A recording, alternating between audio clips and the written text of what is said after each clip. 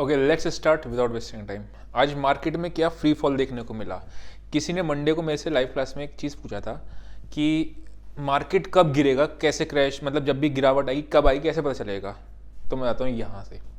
मैंने आपको एक चीज़ बताई, अगर कभी भी मार्केट में क्रैश आएगा, देखो मैंने कोरोना ये बहुत सालों से काम कर रहा हूँ। कोरोना आएगा तो पहले डेटा बता देगा, मतलब कुछ भी कोरोना की वजह से मार्केट नहीं गिरेगी। नंबर वन, पहली चीज़ क्यों नहीं गिरी उसकी वजह क्या है, एक ही न्यूज़ पे दोबारा मार्केट रिएक्ट नहीं करती। बहरहाल वो चीज़ नहीं है, डेटा ने आपका पहले नेगेटिव बना दिया। ठीक है, यहाँ पे अगर आप देखोगे मॉर्निंग में ही आपका नेगेटिव होना शुरू हो गया था। ठीक है, मैंने 43,500 की पी को शॉर्ट किया था जब मार्केट ऊपर जा रही थी। ठीक है, आपका शॉर्ट करना था तकरीबन 104 पे। द मोमेंट मुझे ये चीज़ दिखी ना, मैंने यहाँ पे इसको 98 रुपीज़ और 100 रुपीज़ के आसपास इसको स्क्वायर ऑफ कर दिया। और ये पता है कितना गई, ये आज गई 1160 का हाई मारा इसने। 104 रुपये पे बेची थी, 1160 का हाई मारा। ठीक है, किसी को ही नहीं पता होता इतना मार्केट नीचे जाएगा नहीं जाएगा, लेकिन एटलीस्ट बाइंग की तो तरफ नहीं जाओगे ना, कम से कम बाइंग साइड का एसएल तो नहीं कटेगा ना। तो वो चीज़ है। अब मैं आपको बताता हूँ कि मैंने शॉर्ट क्यों नहीं करा, चार्ट पे चल के बताता हूँ। कल मार्केट में क्या हुआ था, यहाँ पे मैंने आपको बताया था एक एग्रेसिव शॉर्ट करा था। ठीक है, यहाँ पे आके ये एकदम से रिकवरी दी, मेरे प्रॉफिट रिड्यूस कर दिया। सेम चीज इसमें था, ये लगातार गिरते तो जा रही थी, बीच बीच में हिकअप मार रही थी और कहीं से भी ये बाउंस बैक दे देती। ठीक है, एक चीज़। दूसरा, कल हम लोगों ने क्या डिस्कस किया था, देखो हर एक चीज़ को जब भी मार्केट ना एक ओवरऑल पिक्चर कंसोलिडेशन मोड में होती है तो ये साइकोलॉजी बहुत अच्छा काम करती है, जो मैंने आपको रोज बताता हुआ आ रहा हूँ। वो क्या है कि यहाँ पे आपके बायर्स बैठे होते हैं, अगर मार्केट गैप अप खुलेगा तो इस कैंडल पे ना आए, हो सकता है इसे थोड़ा सा और ऊपर चले जाए फिर आए, लेकिन एक दफ़ा प्रॉफिट बुकिंग आने के चांसेस ज़्यादा होते हैं। और उसके बाद तो मार्केट आपका, इसके बाद आप देखोगे नीचे आती चली गई, फिर तो कहीं यहाँ पे एक बार को इसने हिकअप मारा और देन नीचे आ गई। ठीक, तो कहने का मतलब ये है कि डेटा की जो आप भले ही आपको 500-600 रुपये जो भी लगता है वो महंगा लगता हो, लेकिन वो आपको कितना पैसा बचा सकती है ये सोचो। मैं ये जो डेटा बनाता हूँ, ये डेटा इसी दिन के लिए काम आता है कि कभी आपका बड़ा लॉस किसी भी कंडीशन में नहीं लगना चाहिए, है ना, और प्रॉफिट ही मिल जाए बल्कि उस केस में। तो वैसा करके है, तो पहले से आपको पता चल जाता है मार्केट गिर रहा है या फिर एटलीस्ट बाय तो साइड नहीं जाओगे। ठीक है, अभी अगर आप देखो क्या होता है, सिंपली साइकोलॉजी समझना। कल अगर मार्केट खुलती है गैप डाउन, तो फिर हम लोग क्या करेंगे, रिवर्सल को प्लान। क्यों करेंगे रिवर्सल को प्लान, यहां पे बैठे हुए हैं शॉर्ट सेलर्स। ठीक है, यहां पे बैठे हैं आपके short sellers, clearly short sellers है, मतलब कोई वो नहीं है इसमें कि यहाँ पे आपका लॉन्ग अनवाइंड नहीं, शॉर्टिंग बना के गए। ठीक है, यहां से अगर ये नीचे खुलेगा तो उनके देखिएगा खुलते ही प्रॉफिट, तो मार्केट थोड़ा सा साइडवेज टू बुलिश की तरफ जाएगी, फिर सेकेंड हाफ में ट्रेंड डिसाइड होगा। ठीक है, अगर कल मार्केट गैप अप खुलती है तो मार्केट फिर आपको वॉलेटाइल हो जाएगी और फिर मार्केट आपकी, क्योंकि यहाँ पे मल्टीपल रेजिस्टेंस की तरफ है, अगर गैप अप खुलती है या गैप डाउन खुलती है, दोनों की तरफ ही मैं बाइंग की साइड को प्रेफर करूंगा। क्योंकि रीजन क्या है, कम क्वांटिटी में करूं, अगेन डेटा देख के, लेकिन कम क्वांटिटी में करूं, लेकिन सेलिंग की साइड नहीं जाऊंगा उस केस में। रीजन क्या है कि आपको फिर एक प्रॉफिट बुकिंग आएगी तो आपको ऊपर ले जाएगी फिर मार्केट को, और फिर आपका एसेलेट होने के चांसेस हैं। अब मैंने यहाँ पे शॉर्ट क्यों नहीं किया, मैं वो बताता हूँ। मैं हमेशा उस लेवल को, जो एक्सपायरी तक लेवल का ध्यान रखने का कि ये यहाँ तक एक्सपायरी तक होल्ड करूंगा तो बड़ा प्रॉफिट हो। ठीक है, उसको दिमाग में रख के ट्रेड करता हूँ। कल भी मैंने जब यहाँ पे ट्रेड लिया था तो मैंने उसी को दिमाग में रख के किया था कि यहाँ पे खुलते ही शॉर्ट किया था ताकि मेरे को बड़ा प्रॉफिट मिले, लेकिन लास्ट में मार्केट भाग गई।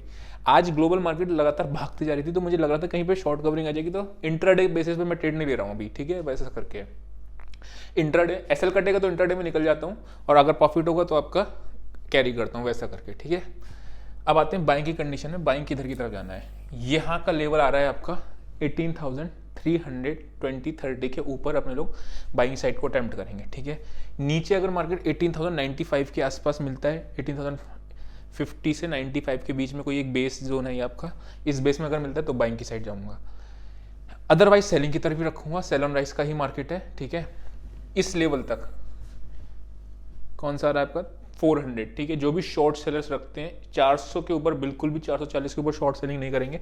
440 के ऊपर आपका शॉर्ट कवरिंग ट्रिगर होने के चांसेस बहुत ज़्यादा है उस केस में। ठीक है, अभी नीचे की साइड अगर मैं बात करता हूँ, कल मार्केट नीचे खुलेगा तब भी मैं सेल ऑन राइस पे जाऊँगा, लेकिन कम क्वांटिटी में बाइंग जाऊँगा ताकि इमीडिएटली सेल नहीं करूँगा। अगर गैप डाउन खुलता है तो यहाँ कहीं लेवल पर आके मुझे मिलेगा तब मैं सेल की साइड जाऊँगा, तब उसके अलावा नहीं जाऊँगा। ठीक है, तो कौन कौन से हमारे इंपॉर्टेंट लेवल हो गए, 18,050 से 95 का, ऊपर 330 का एक लेवल। ठीक है, तो ये है ऑप्शन चिन्ह पे एक बार देख लेते हैं। मैं जाने से पहले आपको बता दूंगा, सिर्फ कॉल राइटिंग दिखेगी, आपको पुट राइटिंग दिखेगी नहीं। यहाँ देखो आप 24 लाख, 22 लाख, 52 लाख, ठीक है, सारे कॉल्स हैं, नीचे आपके पुट राइटर्स है ही नहीं, तो वो टिपिकल डे है। पीसीआर आपका 0.48 है, हालांकि एक्सपायरी पे उतना काम मतलब पीसीआर का वैल्यू नहीं होता, लेकिन आज नहीं तो परसों एक डेड गेट बाउंस ही आ जाए, लेकिन एक शॉर्ट कवरिंग का मूव आ सकता है। अभी भी मार्केट सेल ऑन राइज का ही टेक्सचर है, मतलब ऐसा कुछ नहीं कि मार्केट आपका बाय ऑन डिप्स, जब तक 18,550 के ऊपर क्लोजिंग नहीं देगी, मैंने आपको बहुत दिनों से बता रहा हूँ, तब तक मार्केट बाय ऑन डिप्स की नहीं बनेगी, ठीक है ना, तो वो चीज़ है। बैंक निफ्टी की भी एक बार ऑप्शन चेन देख लेते हैं, फिर आते हैं अपने लोग उस पर।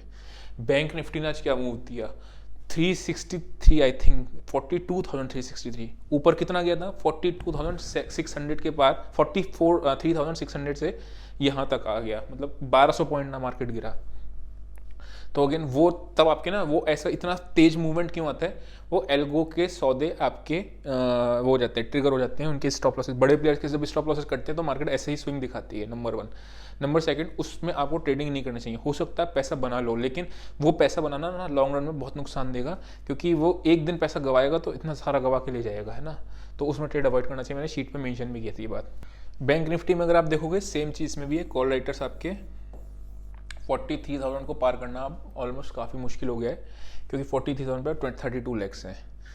पुट राइटर्स अभी भी ये बैठे हुए हैं, ये पुट राइटर्स पता नहीं क्या करने, मतलब मैं तो इतना देखने का वो हूँ कि ये रिटेल ट्रेडर्स ही पुट राइटिंग करते हैं ना बेसिकली, मैं आपको बता रहा हूँ।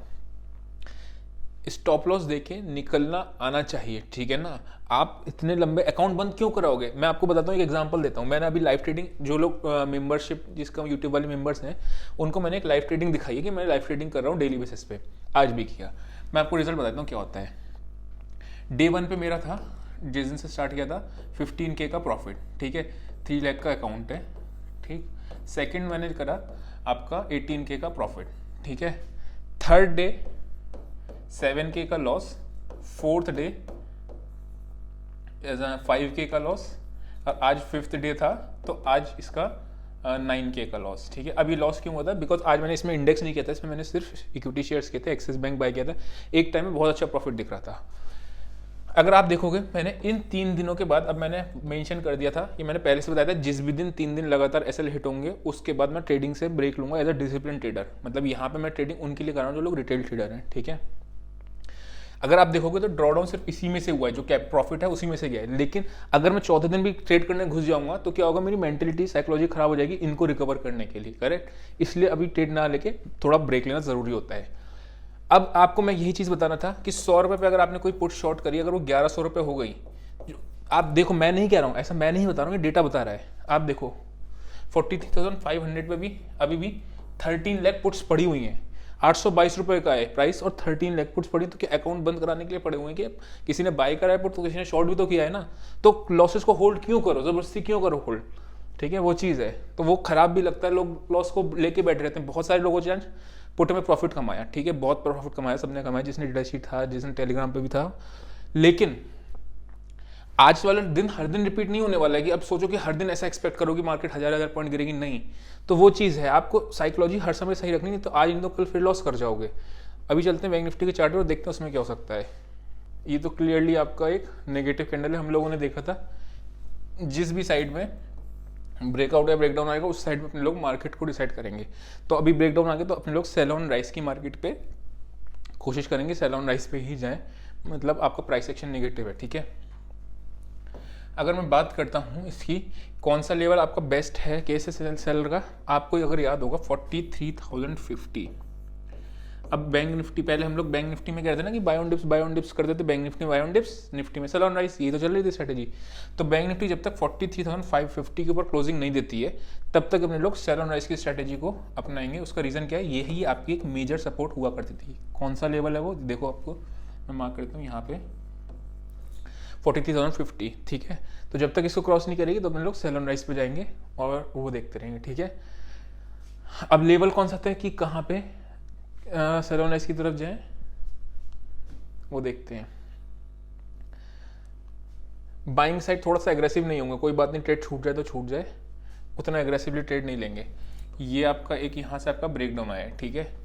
तो या तो ये कौन सा लेवल है आपका 273, वहाँ तक नहीं पहुँच रहा है अभी, ठीक। या तो यहाँ पे अपने को सेल करने को मिले नेगेटिव कैंडल पे तो बहुत ही बढ़िया बात है, लेकिन अगर नहीं पहुँचता है तो अपना ये जो लेवल आ रहा है निकल के 43,000 ये वाला, ठीक है।